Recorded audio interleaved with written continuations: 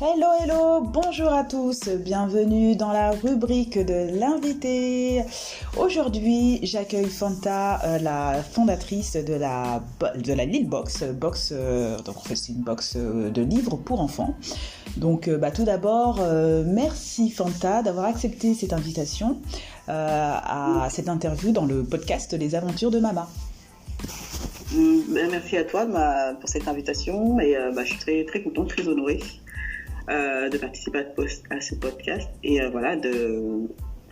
d'être là et de partager un petit peu mon histoire et surtout l'aventure Lille Box. Oui.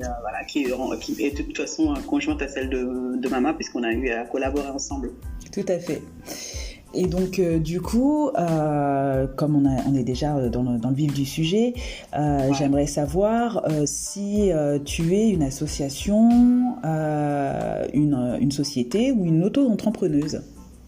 Je suis en format auto-entrepreneur, micro-entreprise que j'ai créé en 2019 et sous le format e-commerce, donc c'est-à-dire que la box en fait elle est disponible sur une boutique en ligne sur www.lillebox.com donc avec un abonnement bimensuel, c'est-à-dire qu'en fait quand on achète la box le mois en cours, on part pour s'abonner tous les 2 mois, recevoir la box à la maison avec tous les 2 mois des nouveaux livres sur une thématique spécifique. D'accord.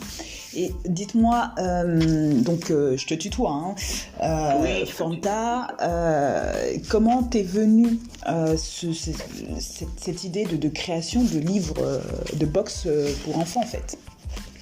Oui, alors le format de la box, parce que moi-même j'aime bien le concept de recevoir tous les mois un produit qui nous plaît à la maison et de plus formaliser quant à la question de l'achat, puisque c'est sous forme de prélèvement et donc moi je sais que je consomme beaucoup des box, notamment des box beauté, et donc j'ai voulu adapter ce format au livre pour enfants parce que ça permettait un moyen pour les parents de pouvoir acquérir des livres, de les recevoir directement à la maison. Moi j'avais fait nous en amont en fait on sélectionne les livres et en plus c'est des livres qui sont assez originaux dans la mesure où et ce qui fait que le concept est assez nouveau aussi, c'est que ces livres contiennent que des livres où les personnages sont aussi de la diversité, donc afrodescendants, maghrébins, asiatiques, donc on est dans la représentation exclusivement des minorités dans la littérature jeunesse parce que c'est quelque chose ça part d'un constat en tant que mère de famille, maman de 3 enfants qui avait des difficultés à faire lire ses enfants et qui cherchait des livres et j'ai vu qu'il y a un livre justement qui a permis à que mon fils se raccroche à la lecture. Donc j'ai voulu créer un outil comme ça pour partager et je me suis dit, je suis sûr qu'il y a plein de parents qui sont comme moi dans le même cas. Qui sont interdits quand on a un gamin qui ne veut pas lire. On essaie de trouver des billes, des solutions. Donc pour moi, la représentation, de voir que mon gamin il a réussi à se reconnaître à travers le personnage, à s'identifier, et que du coup ça lui a vraiment procuré du plaisir de lire. Là pour moi c'était la solution. C'était un déclic. J'ai voulu partager à plein de parents. D'accord. En proposant cette box. Et donc du coup dans ces box, comme tu l'évoquais dans tes propos, c'était une box spécifique qui traite de la diversité, mais est-ce qu'elle a d'autres spécificités en termes de thématiques autre que de toucher la diversité asiatique, on parle de vraiment ça, orientale, africaine? Elle est déclinée la box. Il y a la box en cours en général, elle est sur une thématique spécifique. Donc tu vois, là je viens de relancer avant-hier. On est pour la thématique la box du mois en cours. On est sur le thème des Antilles. Donc en fait c'est 3 livres jeunesse où les Antilles sont mis à l'honneur à travers la littérature jeunesse. Donc un livre sur Aimé Césaire, un livre en bilingue créole. Et un livre sur une collection d'une maison d'édition. Ensuite, la box, elle est déclinée sur des thématiques spécifiques. Donc, il y a la box Lunapi qui retrouve, où on retrouve 2 livres qui est sur la thématique de l'amour du cheveu crépus, l'estime de soi. Il y a la thématique des personnages historiques noirs, donc la box Mon Histoire, celle qui marche le mieux. qui est très commandée. D'ailleurs, elle est commandée au Canada, aux États-Unis, parce elle contient 3 livres jeunesse où on parle de la vie de personnages historiques noirs qui ont marqué l'histoire du monde, comme avec leur combat pour la justice, l'égalité, des personnages comme Martin Luther King, Rosa Parks, Nelson Mandela, Mohamed Ali, Nefertiti. Voilà, ça c'est vraiment, du coup, cette box, elle met vraiment en lumière tout le côté de la culture afro, de la diaspora africaine en fait. D'accord.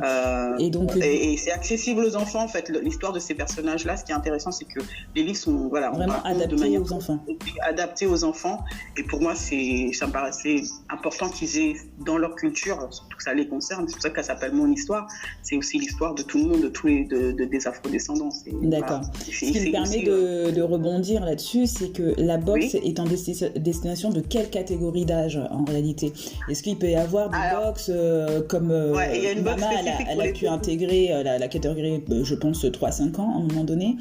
Non, c'est celle-ci, je l'ai intégrée dans. Justement, après, j'avais constaté que au départ, j'étais partie pour faire sur une tranche d'âge de 6 à 10 ans. Et puis, j'ai eu pas mal de parents qui avaient des enfants beaucoup plus jeunes, entre 1 an et 3 ans, qui me demandaient aussi avoir des box et tout. Enfin, j'ai rencontré pas mal de parents qui me disent moi aussi, je cherche des livres autour de la représentation, même s'il est petit, je veux déjà le sensibiliser à ça. Et c'est là que m'est venue l'idée, justement, de faire la box pour les enfants de 1 an à 3 ans. Donc, il y a deux tranches d'âge, 1-3 ans et 6 à 10 ans. D'accord. Et c'est en ça que Mama, je l'ai sélectionnée parce que celle-ci, elle avait la thématique de l'apprentissage de la propreté. Et moi, je sais que j'ai pas mal de retours hyper positifs pour tous les parents qui ont commandé la box des tout petits avec ce livre-là et les 2 autres livres. D'accord.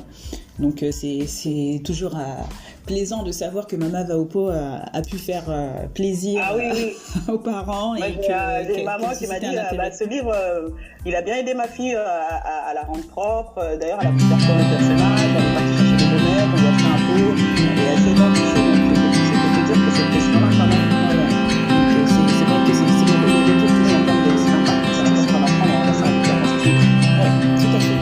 La représentativité.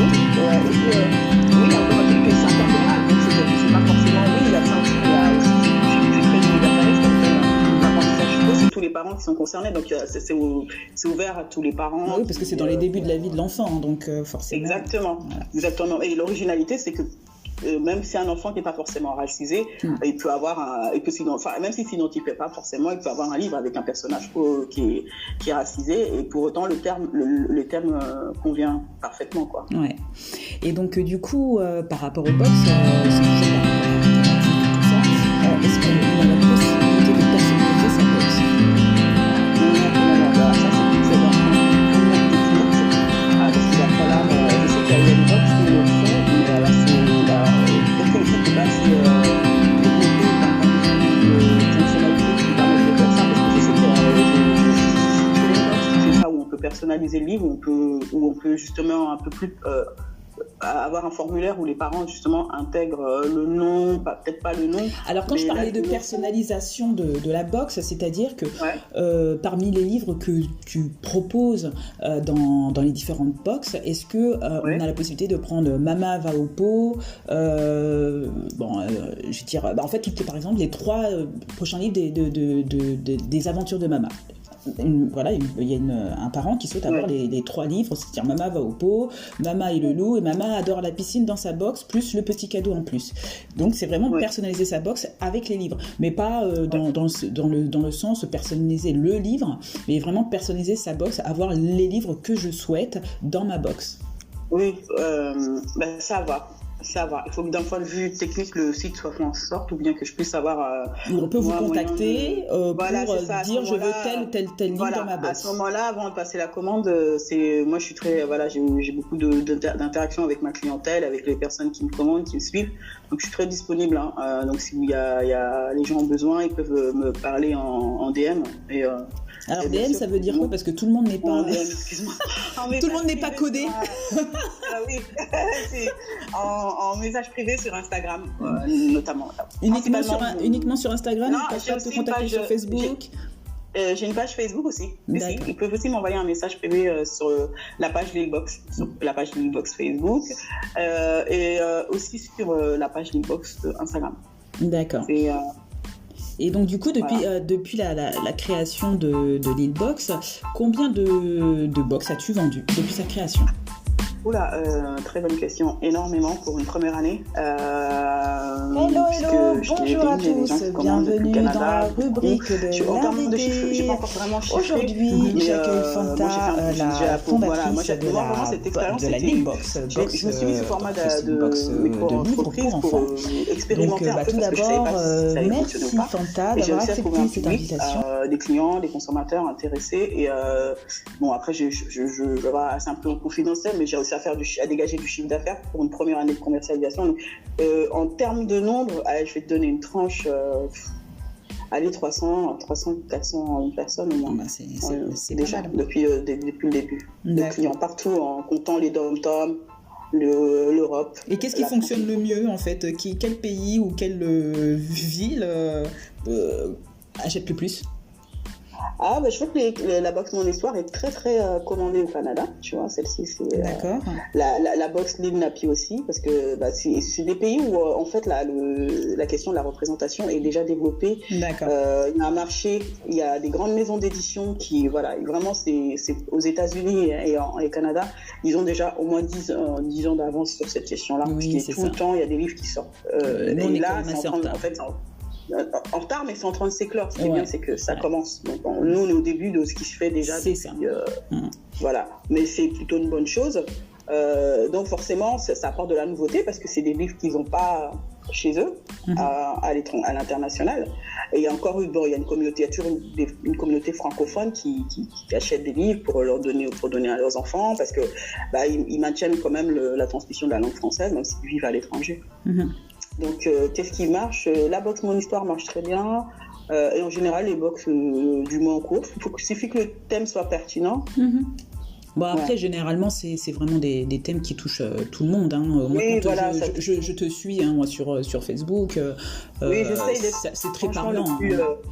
J'essaye d'être plus ouvert possible parce que si mes enfants ils avaient encore l'âge des box, j'en achèterais. Bonjour à tous, bienvenue dans la rubrique de l'invité. Aujourd'hui, j'accueille Fanta, la fondatrice de la Lilbox. Donc je serai de livres pour enfants. Donc tout d'abord, merci Fanta d'avoir accepté cette invitation. Après, il y a ce que je veux faire et ce qui est possible de faire. Et c'est vrai que bon, pour l'instant, le marché, malheureusement, avec les maisons d'édition, c'est encore il y a très peu de livres dédiés à ça. Donc, pour trouver des bons livres, il faut chercher longtemps. Et dis-moi, à quel prix tu vends les box pour les auditeurs? Ça devrait être intéressant de savoir à combien ils peuvent. Là, c'est au moyenne 26 €. D'accord. La box est à 19 € et les frais de port frais de livraison sont à la charge du client. Donc après, je suis au tarif réglementaire de Colissimo, donc aux alentours de 6,35 €. Vous rajoutez 6,35 € pour la France métropolitaine. D'accord. Mais c'est pas un frein, tu vois. Je vois que les gens. Ah oui, non, c'est normal. Mais voilà. En général, pour moins de 26 €. C'est à 7 €, ça tourne autour de ça. D'accord. Et dans les box, les parents, ils ont la possibilité de commander une box. Est-ce qu'il y a un cadeau dedans ou ça c'est ça c'est la question qu'on dit pas aux enfants. C'est que, en fait, l'idée c'est de rendre la lecture sympa. C'est de raccrocher les enfants au livre. Donc il y a une démarche un peu pédagogique. Et comment c'est aussi le côté ludique. C'est pour ça que il y a deux personnages où le logo c'est ça, c'est deux personnages qui lisent. Tout de suite les enfants ils comprennent que en soi le livre il devient pas quelque chose de rebutant, quelque chose de plaisant. Des livres ça change. Donc c'est vraiment j'essaie vraiment d'avoir sur le packaging un côté vraiment ludique. D'accord. Donc il y a toujours un petit jouet qui est mis dans la box en plus, un ou deux petits jouets en plus des livres. Okay.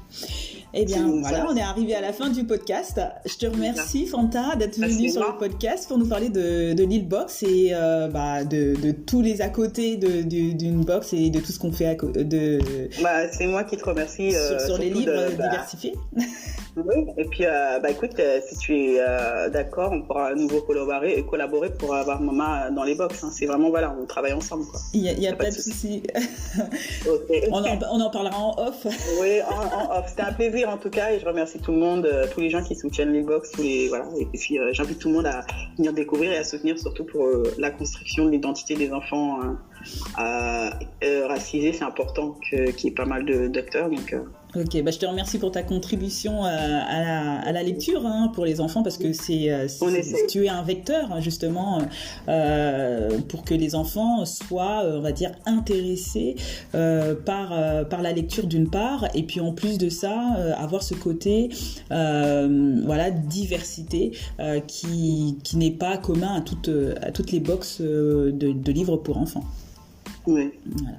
Donc, chers auditeurs, je vous invite à liker et partager ce podcast. Et n'oubliez pas, la collection Les Aventures de Mama soutient les associations dans le domaine de l'enfance à travers la vente de ces livres. Donc, un livre acheté égale 1 € reversé à une association. N'hésitez pas à faire un tour sur Facebook, Instagram et YouTube pour en savoir un peu plus. Et allez, au revoir. Au revoir à tous et merci pour votre écoute. Au revoir Fanta. Merci, c'était le podcast Les Aventures de Mama.